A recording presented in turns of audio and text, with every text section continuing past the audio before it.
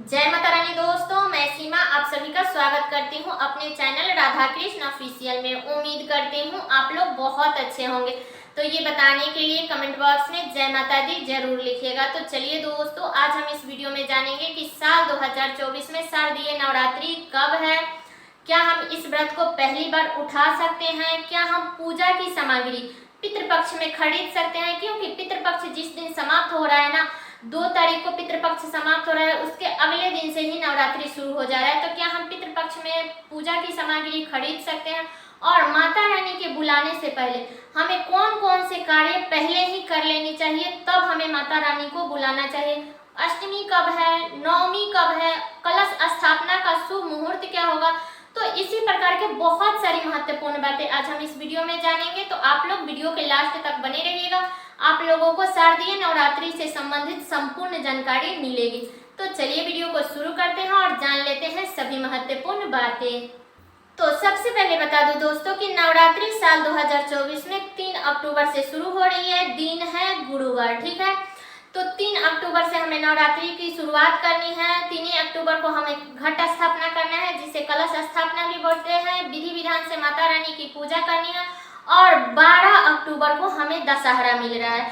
तो पूरी अब की बार 9 दिन का नवरात्रि है, एक भी तिथि हमें कम और बेसी नहीं है। तो बता दूं कि हमें अष्टमी तिथि 10 अक्टूबर को प्राप्त हो रही है, और नवमी तिथि 11 अक्टूबर को प्राप्त हो रही है। तो जो भी लोग 2 दिन का व्रत करते हैं ना, प्रतिपदा और अष्टमी का, तो वो लोग एक 3 अक्टूबर को रखेंगे और एक 10 अक्टूबर को रखेंगे, ठीक है। तो बता दो कि बहुत सारे लोग हैं जो नवमी के दिन व्रत का पारण कर लेते हैं। तो देखिए, सबके घर का अलग अलग नियम है, लेकिन नवमी के दिन हमें व्रत का पारण नहीं करना चाहिए। नवमी के दिन हमें नमक नहीं खाना चाहिए, नवमी के दिन हमें फलाहार ही करना चाहिए। मान लीजिए कि अगर आप नवमी के दिन नमक खा लेते हैं, व्रत का पारण कर लेते हैं, तो आपका 9 दिन का नवरात्रि कहाँ होगा, तब तो आपका 8 दिन का ही नवरात्रि होगा।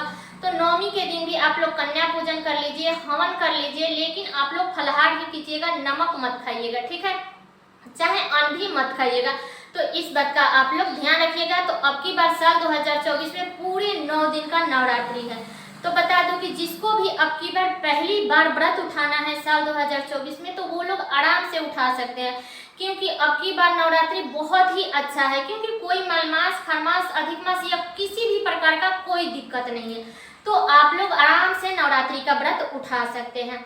अब चलिए जान लेते हैं कि पितृपक्ष में क्या हम पूजा की सामग्री खरीद सकते हैं। तो सबसे पहले बता दूं कि देखिए, हम अपने ऐशो आरामों का चीज हमें पितृपक्ष में नहीं खरीदना है। श्रृंगार का सामान हमें पितृपक्ष में नहीं खरीदना है, इस बात का आप लोग ध्यान रखें। जो भी पूजा की सामग्री है, चाहे वो माता रानी के फोटो हो, चुंदरी हो, माला हो, या मतलब कुछ भी पूजा से संबंधित अगर हमें खरीदनी है तो हम वो चीज खरीद सकते हैं। क्योंकि अगले दिन से पितृपक्ष शुरू हो जाएगा और सुबह में ही हमें कलश स्थापना करना रहता है, तो हम सामग्री कब खरीदेंगे। इसलिए पूजा से संबंधित सामग्री हम पितृपक्ष में खरीद सकते हैं, किसी भी प्रकार का कोई दिक्कत नहीं है, ठीक है। अमावस्या के अगले दिन से ही पितृपक्ष जिस दिन खत्म होगा, उसके अगले दिन से ही नवरात्रि शुरू हो जाएगा। तो कब खरीदेंगे, कब टाइम है, सुबह में कलश स्थापना करेंगे, तो उस टाइम में क्या क्या हम चीजें जुगाड़ करेंगे। तो इसलिए आप लोग पितृपक्ष में पूजा से संबंधित सभी सामग्री खरीद सकते हैं। अब चलिए जान लेते हैं कि माता रानी को बुलाने से पहले हमें कौन कौन से कार्य सबसे पहले करके ही तभी हमें माता रानी को बुलाना चाहिए। तो सबसे पहला कार्य है कि हमें घर की अच्छे से कोने कोने की सफाई कर लेनी चाहिए, क्योंकि जहाँ पे साफ स्वच्छ वातावरण रहता है ना, वहीं पे माता रानी वास करती है। और नवरात्रि के 9 दिनों में ऐसा माना जाता है कि माता रानी हर भक्त के घर में निवास करती है। तो इसलिए आप लोग नवरात्रि से पहले आप लोग अपने घर का साफ सफाई कर लीजिएगा, ठीक है।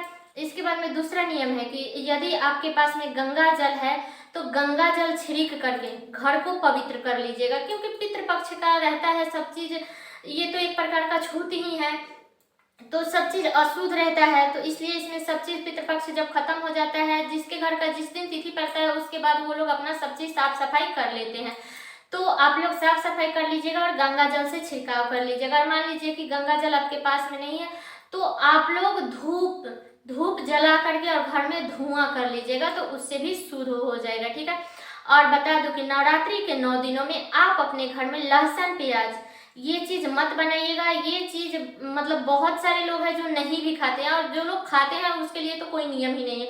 लेकिन नवरात्रि के 9 दिनों में मतलब आधा से अधिकतर लोग लहसुन प्याज का सेवन नहीं करते हैं। तो आप लोग नवरात्रि शुरू होने से पहले ही लहसुन प्याज को कहीं अलग हटा दीजिएगा, ताकि हमारे हाथ से वो टच ना हो। और जो लोग भी व्रत करते हैं तो उन्हें तो लहसुन प्याज छूना भी नहीं चाहिए, घर में बनाना भी नहीं चाहिए, क्योंकि जो भी हम भोग लगाते हैं तो घर परिवार सबको प्रसाद देते हैं खाने के लिए। तो इसलिए नवरात्रि के 9 दिनों में हमें लहसुन प्याज का सेवन नहीं करना चाहिए। इस बात का आप लोग ध्यान रखिएगा। सारे लोगों के मन में ये भी प्रश्न चलता है कि हम जिस चूल्हे पे नॉनवेज बनाए हैं, दूसरा चूल्हा नहीं है, नहीं खरीद सकते हैं, तो क्या हम उस पे माता रानी का भोग और अपने लिए फलाहार बना सकते हैं? तो देखिए, अगर उतना है तो आप नया खरीद लेते हैं तो सबसे अच्छा है।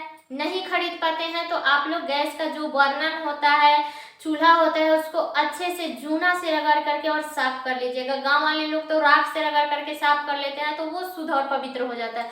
लेकिन शहर में कहाँ से आएगा राख? तो इसलिए आप लोग जूना से उसको अच्छे से लकड़ी से सबको खोद खोद के बर्नर में का सब चीज निकाल करके साफ कर लीजिएगा। इसके बाद ही आप लोग उस पे माता रानी का भोग बनाइएगा, और अपने लिए फलाहार का जो भी बनाना चाहती है आप बना लीजिएगा। लेकिन बता दूं कि नवरात्रि में ये तो चलेगा, लेकिन आपको छठ पूजा में ये कार्य नहीं करना है। छठ पूजा में जिस चूल्हे पर नॉनवेज बना रहता है उस चूल्हे पे कभी भी छठ का प्रसाद नहीं बनता। उसके लिए या तो आप अलग से चूल्हा मिट्टी का बनाएं, या आप अलग से गैस खरीद करके और चूल्हा रखें, ठीक है। सिलेंडर तो चलेगा, बट चूल्हा आप लोग अलग से खरीद करके रखिएगा छठ पूजा के लिए, ठीक है। तो ये भी बात क्लियर हो गई। अब अगला नियम बता देते हैं कि देखिए, नवरात्रि से पहले ही जो भी आपके मंदिर में डीबा डीबी जो भी मतलब भोग का सामान रखते हैं, जो उसमें बर्तन है, वो आप लोग धो करके और साफ कर लीजिएगा। सिर्फ आपको फोटो और जो भी चुंदरी और माला है उसको उस दिन नहीं उठाना है। एक दिन पहले उसको आप लोग, या तो आप चाहे तो नवरात्रि के पहले दिन, हम लोग तो सब चीज चुंदरी हो माला हो सब नया नया ही लाते हैं, और फर्स्ट दिन वही सब उठाते हैं, और जो पुराना रहता है उसको हटा देते हैं। बाकी मान लीजिए सबका सामर्थ्य एक जैसा नहीं होता है, तो आप चाहें तो उस चुंदरी को और माला को धोकर भी आप लोग पहना सकती है, कोई दिक्कत नहीं है। लेकिन आपको मंदिर की साफ सफाई 3 अक्टूबर को ही करना है। ये नहीं कि 2 अक्टूबर को हम मंदिर की सफाई करेंगे, नहीं। मंदिर का जो भी बर्तन है, डीबा है, वो सब हमें धो करके साफ कर लेनी है। लेकिन मंदिर की सफाई, फोटो की सफाई, फोटो जो भी या मूर्ति रखी है तो उसको हमें 3 अक्टूबर को ही कपड़ा भिगा करके आप पोंछ सकती हैं। मूर्ति है तो उसको स्नान करा लीजिएगा। थोड़ा सा सुबह में उठ जाइएगा ना 3 अक्टूबर को, तो आपके सारे कार्य हो जाएंगे। तो 3 अक्टूबर को ही हमें मंदिर की सफाई करनी है, क्योंकि 2 अक्टूबर को सर्वपितृ अमावस्या है। तो 2 अक्टूबर को आप लोग ये नहीं कि 2 अक्टूबर को फोटो भी साफ कर लिए, मंदिर भी साफ सफाई कर लिए और 3 अक्टूबर को हम पूजा कर लिए। नहीं, हमें 3 अक्टूबर को ही मंदिर की साफ सफाई करनी है, ठीक है। तो इस बात का ध्यान रखिएगा। और नवरात्रि के 9 दिनों में किसी भी प्रकार का कलह क्लेश मत कीजिएगा, ठीक है। अब चलिए जान लेते हैं कि कलश स्थापना का शुभ मुहूर्त क्या रहेगा, ठीक है।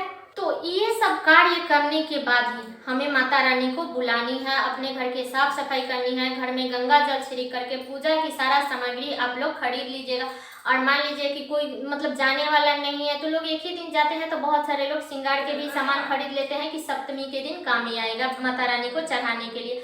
तो देखिए, आप खरीद सकते हैं, लेकिन अगर आप अपने लिए भी खरीद रहे हैं ना, तो उसको पितृपक्ष में यूज मत कीजिएगा। ये नहीं कि पूजा के सामान खरीदने गए तो हम अपने लिए भी श्रृंगार के सामान खरीद के लाए और उसको यूज कर लिए, नहीं। हमें यूज नहीं करना है, उसको रख दीजिएगा। आप लोग अपने लिए भी कुछ भी खरीदे तो उसको पितृपक्ष में यूज मत कीजिएगा, उसको रख दीजिएगा, ठीक है।